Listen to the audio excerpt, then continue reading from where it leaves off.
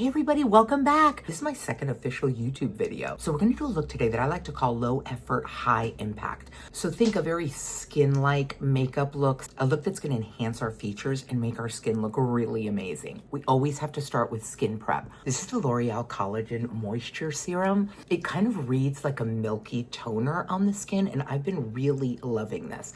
I'm 57 years old. I've never had Botox. I've never had facial fillers, no cosmetic procedures, no surgery.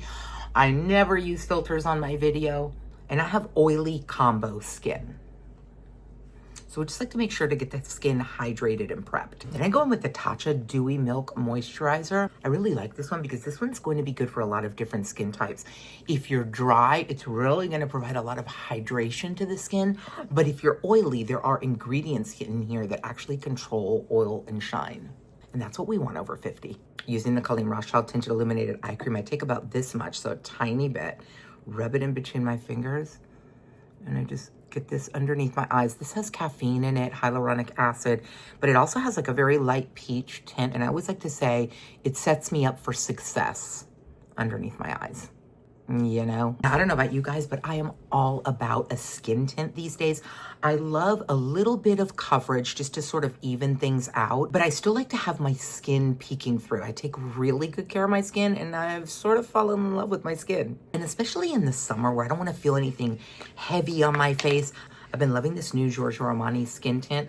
I always work from the back of my hand, and I'm going to use a BK Beauty 101 brush, and I just get this placed. Light layers. I always work in light layers. Look how gorgeous that is on the skin.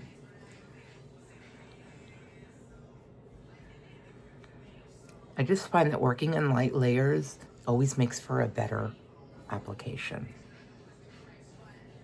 Look how gorgeous that is on the skin. I love this. I keep skin tint and foundation away from my under eye. So I use this orbital bone as a guide, and I don't take foundation up there because the less product we have sitting on our over 55 under eyes, the better. Trust me on that. I'm gonna go in with concealer. I like to use a color corrector from Maxine's Revenge. This is in shade medium peach, and the concealer I'm gonna use is the Estee Lauder Futurist. I've recently fallen in love with this. I love the way this looks on my mature under eyes. So I'm just gonna take a little bit of the Maxine's Revenge over here where I have some darkness. And I don't even blend that in. I just go in with the Estee Lauder.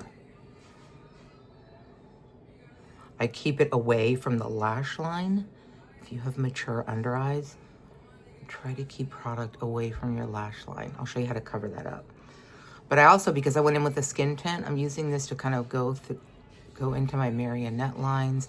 Anything you put lightness into is going to push it out. Anything you put darkness on, like so think contour, is going to push it in. This is a K18 brush from Crystal Lee.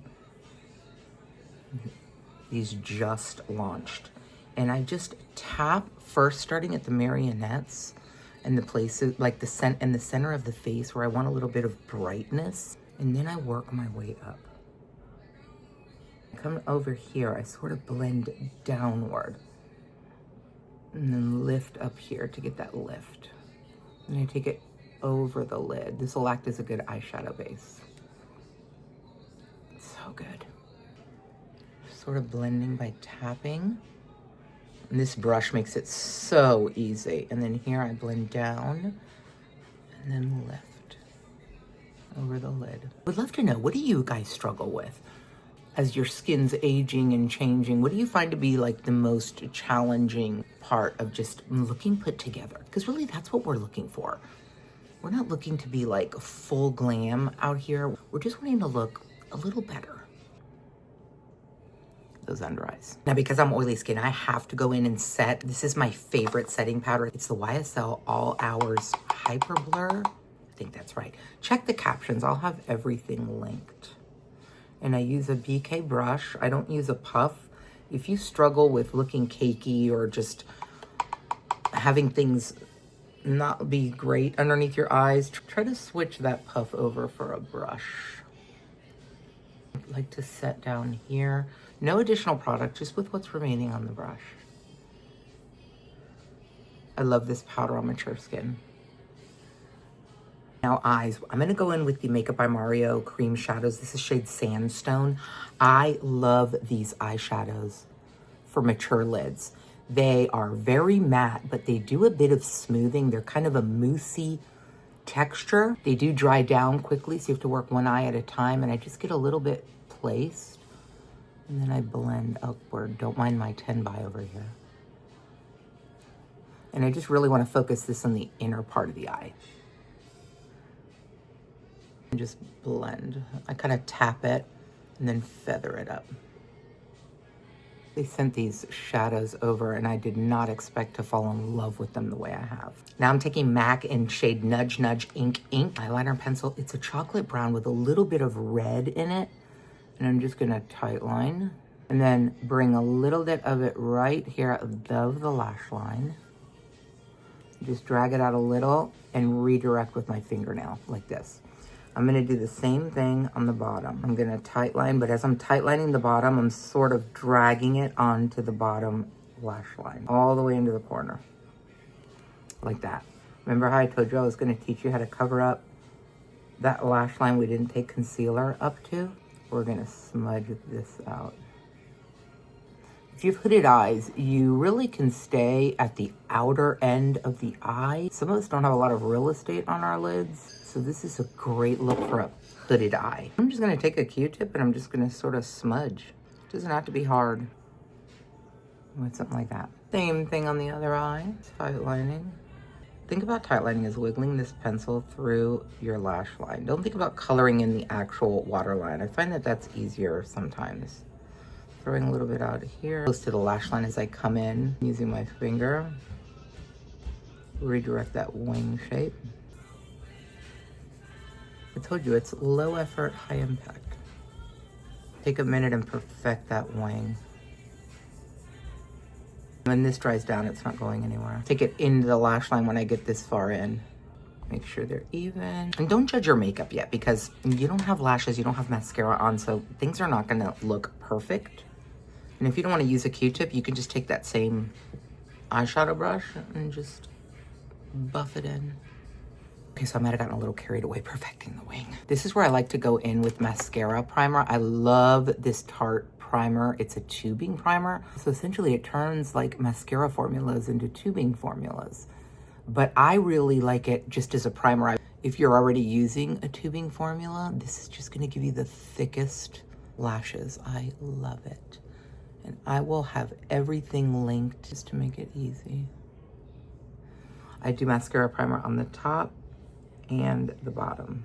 Don't skip the bottom lashes. They act almost like concealer because you're putting an extra veil over those under eyes. And I don't know about you, but I'm never trying to lead with my 57-year-old under eyes. And while I'm giving that a chance to dry down, I'm gonna go in with my favorite highlighter. This is from Tatcha.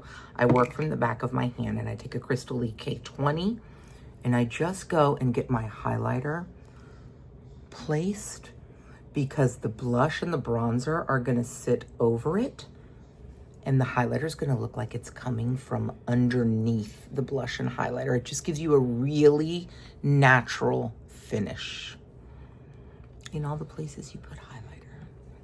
And while that's marinating, we'll go in with our first coat of mascara. This is the Tarte XL Tubing.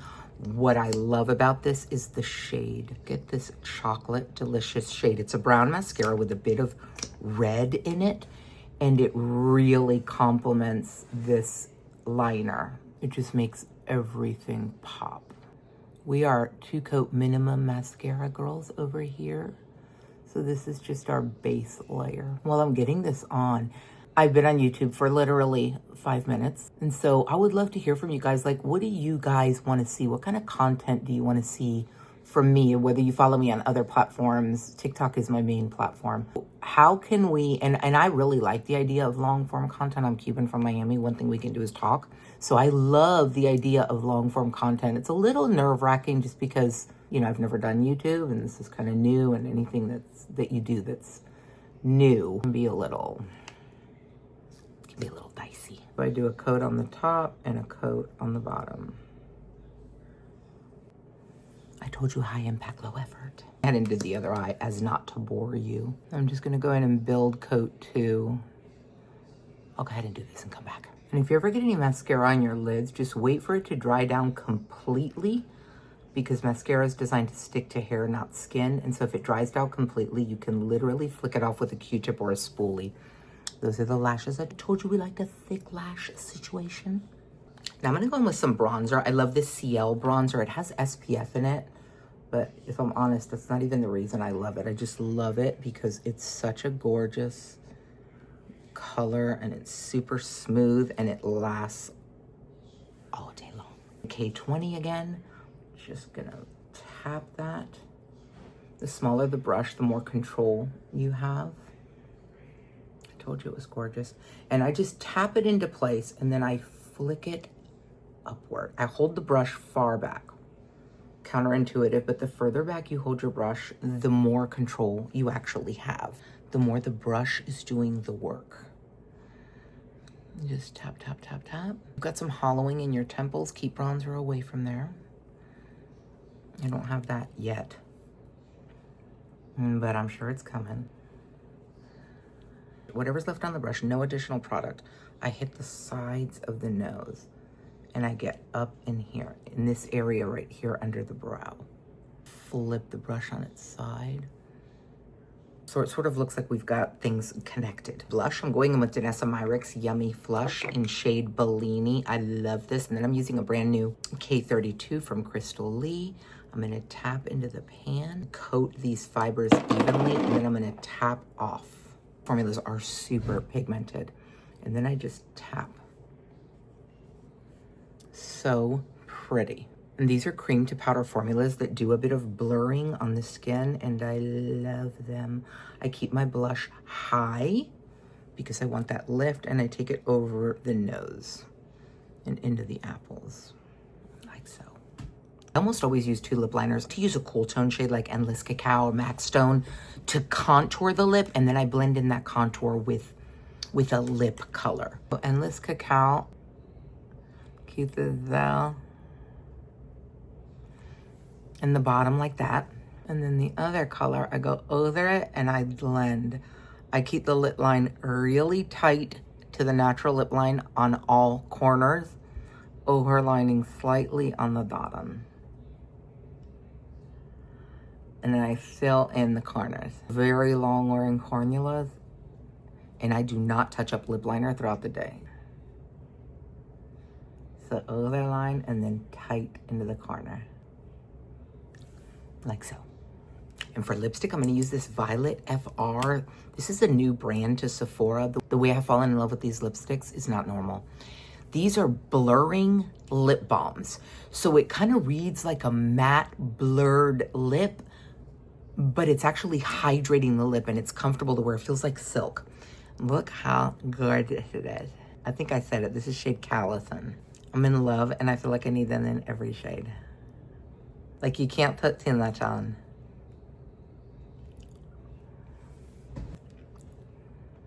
Feels so good on the lip. As the final step to my makeup, I like to go in with a finishing powder. Now this is a little weird. They sent this over, One Size Beauty. It's called Boucle Silk. They sent it over in 2 shades. I don't see anything on their website about this powder, but it is stunning.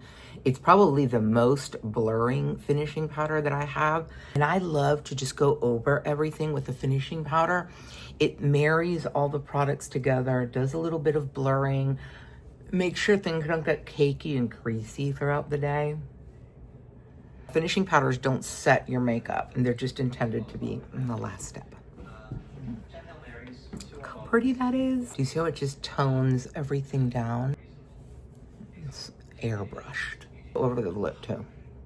Longevity.